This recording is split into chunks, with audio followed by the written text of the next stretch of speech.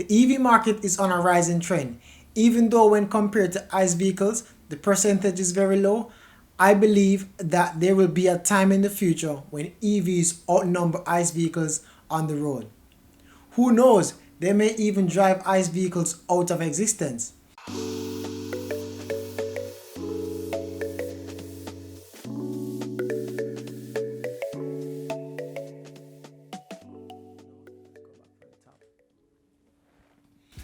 I am not a financial advisor and I am not giving financial advice to anyone. This is simply my opinion. As you can see from EEI.org, the total number of EVs on the road in the US has risen significantly from 2011 to 2019, starting from almost zero to over 1,100,000 in 2019. China is the largest EV market in the world, and so I want to focus on Nio, a Chinese EV startup company of which I have shares in. I bought into the stock at different cost price. I bought some at $4.88, a few at $2.92, then some more at 18.76. Today the stock is at $42.67 after hours as I do this video. This leaves me with a total profit on this stock of over 230% return. Now, I am a long-term investor and I usually go for stocks with strong fundamentals, and I will be holding on to this stock for years to come. Even though Nio has not seen a profit, I think this company will see a breakout and become one of the top EV companies in China, and there are a lot of EV companies in that country right now.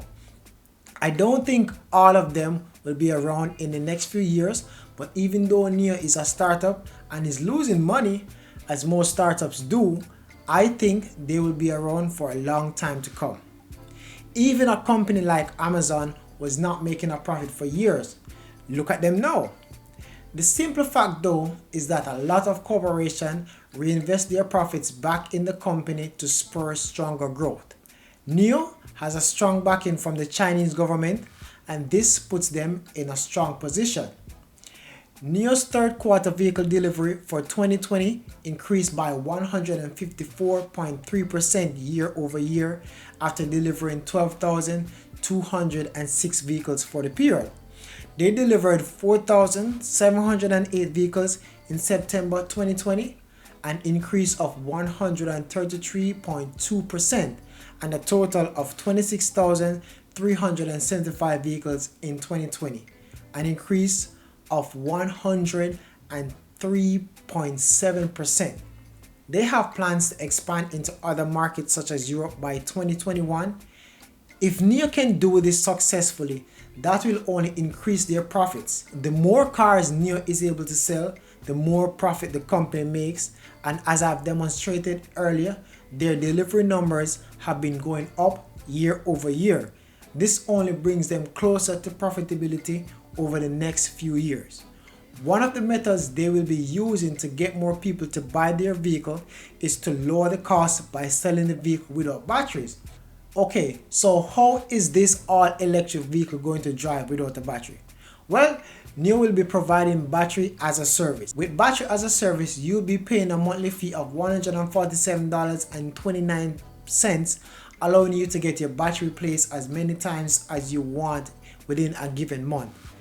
A Nio ES8, for example, that would normally cost you $70,339 will now be $57,113 using battery as a service. I think going with battery as a service can be very beneficial to customers, since they won't have to be worrying about battery denigration, and even after 5 years of using the service, they would not have paid the full cost of the vehicle without battery as a service. JP Morgan back in October 14, 2020 forecasted Nio to hit a new price target of $40 by June 2021. Well, today on November 5th, 2020, Nio is at $42.50 per share. I think there's a big chance Nio will continue this upward movement and will remain above $40 per share in June of 2021.